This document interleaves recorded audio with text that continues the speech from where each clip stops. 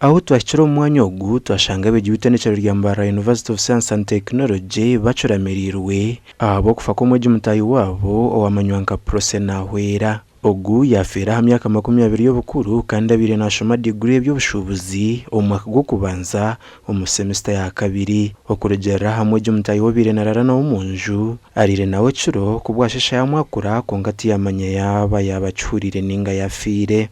Nishura bazenta kwenda kuzo mu lecture mukasheshe na abagambire na neiba mutakwenda kuzeyo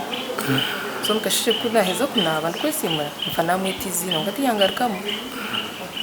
so ndio tuko tuguza mu tukugenda then hato mwazo twati no lecture ya 11 mukujya ntatu nabasa kuzeyo kunaza kumwe musa kumukwata ho na yashora na niko tukweta bani. So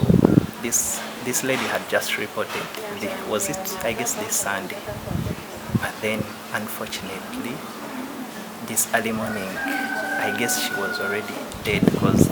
her neighbor told her, the one that she sleeps with told her that, you know what did she tell her? That you come, we have a lecture this early morning, but she was not, she didn't reply. Aba bija kugaruka ku muhoro za shamwenda Ageihangwe barugwo mu lectures nuko kushanga afire kandi password yabi agishimbire kandi tubitujire bwa hati so ndakajimanye because njimanya ko mu hagati ndakajimanye natakatera dadwe so maybe my dad called his dad. Orukwebembera barukushome by'ubushubuzi yagirango nka university bamazere kumanya makuru go kufa kwa nahwera kandi bategerize birarujo mu kumukebera bakamanya cy'umwisire. We are saddened for this untimely death because our vision is to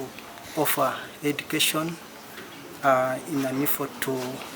foster economic growth and development. So when you lose a student, it becomes a big loss. Polisi ya Mbarara iriyo n'cyondoza cyagiraho umwana wa University ya Mbarara last washaba afeeriire mu nju abaguyamanya kanahwera prosi imyaka 20 kandi benashima business murambo bwo ashanga umunju ahabenda byama kandi tuganira murambo butwante amacare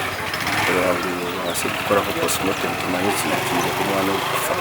umubiri rwanya kufa gwatwarwa mu kabafa y'urware rukure rya Mbarara ukongera kugucebera Ndaiden Bataringaya.